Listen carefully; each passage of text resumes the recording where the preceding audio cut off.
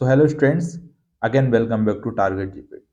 सो pharmacology की जो हमारी सीरीज चल रही थी स्टूडेंट, जिसमें हम पिछले 10 साल के फार्माकोलॉजी के टॉपिक्स पर पिछले 10 साल में जीपीट एग्जाम में जितने भी क्वेश्चन आए हैं उस पर हम बात कर रहे थे। तो पिछली कुछ वीडियोस जो थी जिसमें हमने बात करी थी प्रीवियस टॉपिक्स में, जिसमें हम रेस्पिरेटरी सिस्टम की ड्रग्स देख चुके हैं, जो कि पिछले 10 साल में इस टॉपिक से हमारे फार्माकोलॉजी के कितने टॉपिक आए। उसके बाद हम उससे पहले हमने बात करी थी इसके रेस्पिरेटरी से पहले ऑटोकोइन रिलेटेड ड्रग्स, उससे पहले हम autonomic nervous system, adrenergic system, ये सारी चीज़ों पर हम बात कर चुके हैं कि इनमें कितने क्वेश्चन आए थे। ठीक है, अगर आपने प्रीवियस वीडियोस नहीं देखी तो इसके बाद ज़रूर देखना। तो आज का जो हमारा टॉपिक रहेगा वो है हमारा एंटी डायबिटिक ड्रग्स।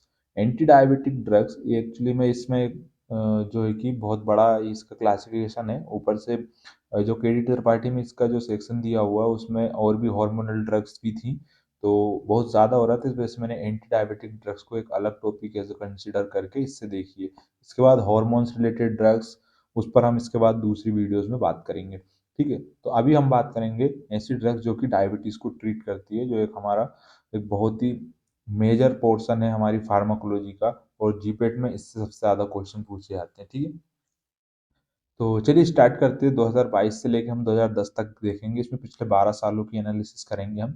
तो जीपेट 2022 में हमारा क्वेश्चन आया था 88 नंबर पे, that make the list one with list two and following drugs with their mechanism of action. तो सबसे पहले ए नंबर पे हमारे DPP4 inhibitor, dipeptide peptidase inhibitor, ये हमारी कौन सी होती है ना। सेकंड बी पे दिया हुआ KTP channel blocker, potassium ATP channel, potassium ATPase channel blocker, ये कौन सी होती है, PPRY एक्टिवेटर, इस तरह से करके। तो इनको हमें मैच करना था। ठीक है, तो इसके करेक्ट आंसर की बात करेंगे हम 188 पे। तो इसका जो है हम सीधी बात करेंगे, सी वाला जो ऑप्शन है वो हमारा करेक्ट है। ठीक है, कौन सा, सी वाला करेक्ट है। तो इसमें देख लेते, ए का हमारा फोर्थ दिया हुआ है, मतलब डाइपेप्टाइड DPP4 इनहिबिटर जो होती है वो उसमें आती है हमारी टेनिग्लिप्टिन। ओके, इसका बी का हमारा थर्ड दिया हुआ है, जिसमें KTP चैनल ब्लॉकर में हमारी ग्लेमिपेराइड आती है। और सी का हमारा सेकंड दिया हुआ है, जो हमारी PPR लेमडा जो इनहिबिटर है उसमें हमारी आती है पियोग्लिटाजोन। और AMP के एक्टिवेटर में आती है हमारी metformin. Sorry, this is activator not inhibitor. और AMP के एक्टिवेटर में भी मेटफॉर्मिन। ठीक है, तो ये हमारा C1 is the correct answer. इसके बाद एक और क्वेश्चन आया था हमारे 2022 में, दो क्वेश्चन आए थे एंटी डायबिटिक ड्रग्स।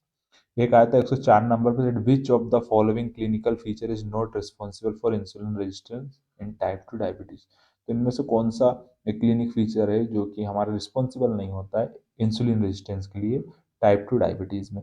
तो ये चार ऑप्शन दिए हुए हमारे, करेक्ट ऑप्शन की बात करेंगे हम 104 के लिए, तो उसका हमारा इंक्रीज लेवल ऑफ HDL। ठीक है, अगर HDL का लेवल बढ़ता है हमारे, तो वो कोई रिस्पॉन्सिबल नहीं होता हमारे इंसुलिन रेजिस्टेंस के लिए। बाकी ये सारे हमारे में भी responsible for the insulin resistance in type 2 diabetes. Okay, ठीक है। 2021 में बात करेंगे, जीपेट 2021 में हमारा क्वेश्चन आया था 86 पे। इस पे भी 2021 में हमारे दो क्वेश्चन आए थे, एक 102 पे, एक 86 पे। तो आया था 2021 में, the total number of amino acids in human insulin. Okay, total number of amino acid हमें मिलाना है ए चेन और बी चेन, जो दो हमारी ए चेन और बी चेन होती है हमारी इंसुलिन की, उनमें टोटल नंबर कितने होते हैं अगर अमीनो एसिड्स को देखा जाए। तो इसका करेक्ट आंसर है 51। 51 होते हैं हमारे total number of amino acids. चलिए, इसके बाद एक क्वेश्चन आया था हमारा 102 नंबर पे, that which among the following statement is correct with respect to their mechanism. तो इनमें से कौन सा स्टेटमेंट हमारा सही है उनके मैकेनिज्म ऑफ एक्शन के हिसाब से। तो यहाँ पर दी हुई सीटाग्लिप्टिन, बिल्टाग्लिप्टिन, डाइपेप्टाइड 4 DPP4 इनहिबिटर होती है, ये हमारी ये इनहिबिटर, ये इनहिबिटर। तो इसकी करेक्ट आंसर की सीधी बात करें तो A1 वाला हमारा सही है, ये वाला। हमारी सीटाग्लिप जो भी ग्लिप्टिन होती है वो DPP4 इनहिबिटर होती है। हमने यहाँ पर भी देखा था कि DPP4 इनहिबिटर में ए का हमारा कौन सा वाला था, फोर्थ वन, मतलब टेनेग्लिप्टिन। तो DPP4 इनहिबिटर्स ये हमारी सारी ग्लिप्टिन वाली होती हैं, उसके अलावा ये सारी हमारी गलत है। ठीक है, ओके। तो ये दो क्वेश्चन 2021 में आए थे। 2020 और 2019 में मुझे कोई क्वेश्चन मिले नहीं है। 2018 में क्वेश्चन आया था एक, that the oral oligosaccharide hypoglycemic agent which is administered at the start of the meal is. तो इनमें से ऐसा देखना में ओलिगोसेकेराइड हाइपोग्लाइसेमिक एजेंट देखना है, जो कि हम खाने से पहले एडमिनिस्ट्रेट करते हैं, लेते हैं, ठीक है। कौन सा वाला है? तो इसका जो करेक्ट आंसर है वो हमारा दैट इज कार्बोज। ओके, चलिए 2018 में एक क्वेश्चन पूछा गया था, 2017 में भी फिर हमारा एक क्वेश्चन आया था that insulin and thyroxine arrive at an organ or tissue or cell at the same time. Thyroxine cause an effect on the organ but insulin does not because. तो क्या होता है कि इंसुलिन और थायरोक्सिन हमारे एक ही साथ ऑर्गन पे आते हैं, है ना, एक ही टाइम पे, बट थायरोक्सिन अपना इफेक्ट शो कर देता है ऑर्गन पे, बट इंसुलिन नहीं कर पाता है। ऐसा क्यों है? तो इसका मेन रीजन स्टूडेंट्स जो होता है कि थायरोक्सिन जो होता है हमारे लिपिड सोल्यूबल हार्मोन होता है ना, तो क्या आसानी से आते से ही हमारी सेल मेम्ब्रेन को क्रॉस कर जाता है, बट इंसुलिन हमारा जो होता है कि बिग मॉलिक्यूल होता है, तो इतनी आसानी से हमारी सेल मेम्ब्रेन को क्रॉस नहीं करता है। इंसुलिन हमारे रिसेप्टर पर बाइंड होता है, इंसुलिन रिसेप्टर पर, इसके बाद एक्शन शो किया जाता है, जबकि थायरोक्सिन आता है और डायरेक्ट सेल क्रॉस करके चला जाता है, मतलब इसको एंट्री मिल जाती है, इसको एंट्री नहीं मिल पाती। ये पहले रिसेप्टर पर बाइंड होगा, फिर नीचे सिग्नल जाएगा इंसुलिन का, और फिर जो है कि हमारे ग्लूकोज के जो चैनल्स रहेंगे वो सिंथेसाइज होंगे, उसके बाद मतलब सिंथेसाइज रहते हैं वेसिकल में, फिर वो आके मेम्ब्रेन पर अटैच होंगे, उसके बाद ग्लूकोज का अपटेक होगा सेल के अंदर। तो थोड़ी लंबी प्रोसेस हो जाती है, इस वजह से जो है कि थोड़ा लेट इसका असर दिखता है इंसुलिन का, ठीक है ना, आप समझ गए होंगे। जीपेट 2016, ये 2017 में आया था, जीपेट 2016 की बात करेंगे। तो जीपेट 2016 में हमारा एक क्वेश्चन आया था that which of the following agent act as a hypoglycemic agent as ATP sensitive potassium channel blocker. तो एटीपी सेंसिटिव जो हमारे पोटेशियम चैनल ब्लॉकर होते हैं, उनमें ऐसे कौन सा एजेंट है जो कि हाइपोग्लाइसेमिक एजेंट वर्क करता है? मतलब एक तरीके से हमें देखना है कि ATP sensitive potassium channel blocker हमें देखना है, ठीक है। तो इसका करेक्ट आंसर जो है, ये क्लासिफिकेशन आपको याद करना पड़ेगा स्टूडेंट्स, और अगर दिक्कत आती है तो आप मेरी ट्रिकी क्लासिफिकेशन वाली वीडियोस देख सकते हैं, वहाँ पे मैंने बहुत सारी जो है ड्रग्स के क्लासिफिकेशन की ट्रिक्स बताई, जिससे आप आसानी से याद कर पाओगे, ठीक है। तो आप जाकर इसके बाद जरूर चेकआउट करिएगा प्लेलिस्ट। तो इसका करेक्ट आंसर हम देख लेते हैं 85 का 2016 में, वो हमारा ए। ओके, मैं क्या है, मिटिग्लिनाइट। ओके, मिटिग्लिनाइट हमारी ये जो ड्रग होती है वो हमारी ATP sensitive potassium channel blocker होती है, ठीक है। 85 का ये वाला, ठीक है। इसके बाद बात करेंगे 2015 पे।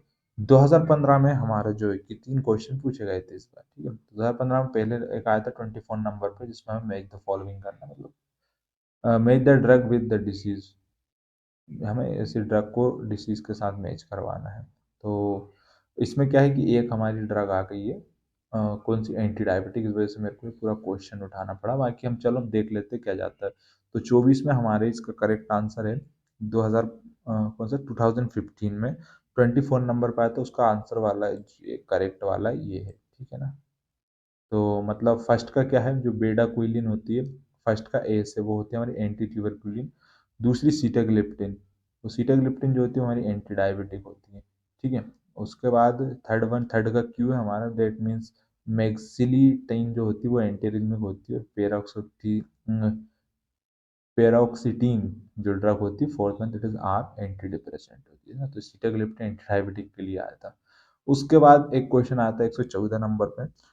114 नंबर पे क्वेश्चन पूछा गया था that anti diabetic action of, so anti diabetic action of glyburide start at molecular level by which mechanism. तो हमारी एक एंटी डायबिटिक ड्रग होती है दैट इज ग्लाइब्यूराइड, उसका जो एक्शन होता है वो हमारा मॉलिक्यूलर लेवल पर किस तरीके से होता है ना, antidiabetic action of glyburide started molecular level by which mechanism, तो कौन सा मैकेनिज्म से होता है?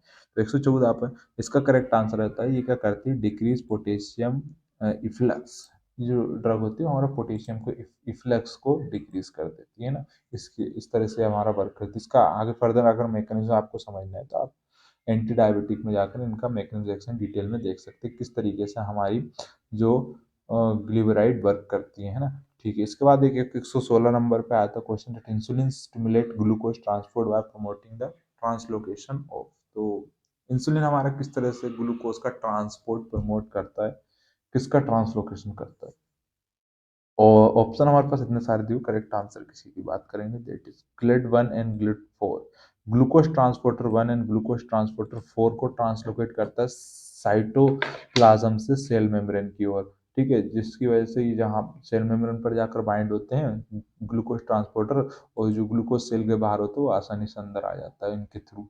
ठीक है ना। तो ये 2015 में हमारे क्वेश्चन आए थे। 2014 की बात करें तो 2014 में हमारे इसमें भी हमारे 3 क्वेश्चन पूछे गए थे। तो एक आया था 20 नंबर पे, that which sugar is suitable for diabetic patient. तो इनमें से कौन सी शुगर है जो कि डायबिटिक पेशेंट्स के लिए सुटेबल होती है ना। तो करेक्ट आंसर की डायरेक्ट बात करेंगे तो इसका correct answer that is sucralose. Okay, sucralose जो हमारी शुगर होती है वो डायबिटिक पेशेंट के लिए सुटेबल होती है। 106 नंबर पे फिर match the scientist award with Nobel prize with their contribution. तो इसमें क्या, एक क्वेश्चन सीधा इंसुलिन के ऊपर से आया था, इस वजह से पूरा क्वेश्चन इसमें उठाना पड़ा। तो इसके करेक्ट आंसर की अगर बात करें 106 वाले की, दैट इज सी। सी मतलब अगर बात करें हम पी की, ओके, पी मतलब थोड़ा इसको छोटा करते हैं अपन ताकि उसमें आ जाए। ठीक है, तो पी एलेक्जेंडर फ्लेमिंग ने किसकी करी थी, तो हमको पता है एलेक्जेंडर फ्लेमिंग ने पेनिसिलिन की खोज करी थी ना, डिस्कवरी ऑफ पेनिसिलिन। इसकी वजह से एलेक्जेंडर फ्लेमिंग को क्या मिला था, नोबेल प्राइज मिला था। ठीक है, कोबिका कोबिका की बात करें, क्यूकामन जी जी प्रोटीन कपल रिसेप्टार की वजह से इनको मिला था। बेंटिंग आर आर का मतलब 4, इसमें बेंटिंग ने इंसुलिन की करी थी, इस वजह से इनको नोबेल प्राइज मिला था। और ब्लैक ने क्या करी थी, बीटा ब्लॉकर की डिस्कवरी करी थी, तो इसकी वजह से इनको ये मिला था। ठीक है, तो ये हमारा इंसुलिन के ऊपर से क्वेश्चन था। तो आपको याद रखना है कि इंसुलिन की खोज जो होती थी तो बेंटिंग ने करी थी। ठीक है, अब बात करेंगे, एक आया था हमारे 112 नंबर पे। 112 नंबर पे, that was which diuretic cause decreasing release of insulin. तो ऐसी कौन सी डायरेटिक्स है जिसकी वजह से इंसुलिन का रिलीज कम हो जाता है। तो इसमें डायरेक्ट हम करें करेक्ट आंसर आंसर की बात करें, दैट इज इथासाइनिक जीरो। ओके, एक ऐसी डायरेटिक है जो कि हमारे इंसुलिन के रिलीज को डिक्रीज करती है। तो ये क्वेश्चन हमारे 2014 में पूछे गए थे 3। 2013 में हमारे 2 क्वेश्चन आए थे, that the mouse model for type 1 diabetes mellitus. तो ये हमारे माउस मॉडल जो होता है टाइप 1 डायबिटीज मेलाइटस के लिए कौन सा यूज किया जाता है। तो इसके करेक्ट आंसर की सीधी बात कर लेते हैं। 2013 की हम बात कर रहे हैं, जिसमें जिसका आंसर है हमारा 8 का डी, NOD माउस मॉडल हमारा टाइप 1 डायबिटीज मेलाइटस में यूज किया जाता है। नेक्स्ट क्वेश्चन था 98 पे, that which of the following is GLP-1 agonist. Okay, इनमें से कौन सा जो कि GLP-1 अगोनिस्ट है। इतनी सारे हमारे पास 4 ऑप्शन दिए हुए हैं, तो इसके करेक्ट आंसर जो है वो है हमारी एक्सेनाटाइड जो हमारी ड्रग होती है एंटी डायबिटिक, वो हमारी GLP-1 अगोनिस्ट होती है। ये 2013 में 2 क्वेश्चन थे। हम बात करेंगे 2012 की। 2012 में हमारे इसमें 3 क्वेश्चन आए थे, दैट सर फर्स्ट वन जो कि 4th नंबर पे पूछा गया था, that which one of the following glucose transporter is the new drug target for the management of type 2 diabetes mellitus. ये क्वेश्चन बहुत बार पूछा जा चुका है, ये इंपॉर्टेंट क्वेश्चन है। इनमें से कौन सा ग्लूकोज ट्रांसपोर्टर अब जो है कि हमारा न्यू ड्रग टारगेट बना हुआ है टाइप 2 डायबिटीज के मैनेजमेंट के लिए। तो इसका जो करेक्ट आंसर है हमारा वो है that sodium glucose linked transporter 2, SGLT2 transporter जो है हमारा ग्लूकोज ट्रांसपोर्टर, वो हमारा न्यू टारगेट है for the management of type 2 diabetes. Okay, sodium glucose linked transporter. तो इसमें क्या है स्टूडेंट, इसे नाम से आप समझ रहे होंगे, सोडियम और ग्लूकोज इसमें क्या होता है एक साथ ट्रांसपोर्ट होते हैं। ठीक है, तो इसमें क्या रहता है कि जब ग्लूकोज ट्रांसपोर्ट होता है तो उसकी वजह से सोडियम भी ट्रांसपोर्ट होने लगता है। नहीं, इसके साथ दिक्कत मतलब इसके साथ सिस्टम ये है कि सोडियम जो होता है वो ट्रांसपोर्ट होता है एक ट्रांसपोर्टर के थ्रू, जिसमें ग्लूकोज बाइंडिंग डोमेन भी होता है। तो क्या होता है कि जब सोडियम हमारे सेल के बाहर से सेल के अंदर एंटर करता है पैसिव डिफ्यूजन के थ्रू, मतलब फैसिलिटेड डिफ्यूजन के थ्रू, तब ग्लूकोज भी उस ट्रांसपोर्टर पर बाइंड हो जाता है, तो सोडियम के साथ वो भी अंदर चला जाता है। ठीक है, तो इसमें क्या है कि इंसुलिन की ज़रूरत ही नहीं पड़ती, सोडियम ट्रांसपोर्टर के थ्रू ही हम ग्लूकोज को सेल के अंदर भेज सकते हैं। ऐसा कुछ इसका मैकेनिज्म रहता है और डिटेल में आप इसको देख लीजिएगा। ठीक है, इसके बाद 12th नंबर पे एक क्वेश्चन आया था, that increase risk of hypoglycemia and weight gain is the common side effect of drug used in the management of type 2 diabetes mellitus. Okay, following are some commonly used drugs alone or in combination for the management of type 2 diabetes. तो increased risk of high glycemic weight gain commonly side effects. So इसमें हमको choose करना है, choose the correct combination which is weight neutral and without risk of hypoglycemia. तो इनमें हमें वो combination को चूज करना है जो ड्रग की हमारी वेट में न्यूट्रल होती है और इनमें बहुत कम रिस्क होता है हाइपोग्लाइसेमिया का, या रिस्क होता ही नहीं है। ठीक, तो इसके करेक्ट आंसर की अगर हम बात करें तो वो है हमारा P&S, जो हमारी ड्रग्स हैं। P&S जो ड्रग्स है हमारी कौन कौन सी है? पी मीन्स मेटफॉर्मिन और सीटाग्लिप्टिन जो हमारी ड्रग्स हैं, they are hypoglycemic risk free and इसकी वजह से भी वेट गेन नहीं होता है। ओके, ये क्वेश्चन आया था 12 पे, एक आया था हमारे 28 नंबर का। हम बात करें 2012 के क्वेश्चन पेपर की, तो 2012 में एक आया था 28 नंबर का question, that metformin cause the following action except for the one, identify that. तो इनमें मेटफॉर्मिन में से सारे एक्शन करती है सिर्फ एक को छोड़कर। ठीक है, तो वो कौन सा है? तो करेक्ट आंसर की बात करेंगे हम डायरेक्ट, तो वो हमारा increase H B L C by 1% to 2%। ठीक है, तो ये हमारा मेटफॉर्मिन का कोज नहीं होता है। ठीक है, इसमें ये एक्शन नहीं रहता। चलिए, ये हमारे 2012 में पूछ गया था। अब बात करेंगे हम 2011 की। तो 2011 में बहुत ज़्यादा क्वेश्चन आए थे, इसमें 4 क्वेश्चन पूछे गए थे डायबिटीज़ पे।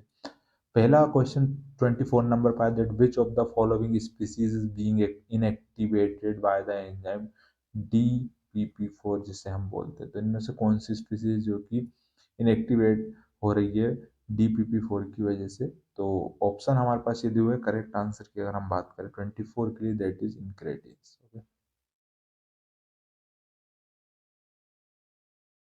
जो इंक्रेटिन्स होते हैं DPP4 की वजह से हमारे इनएक्टिवेट।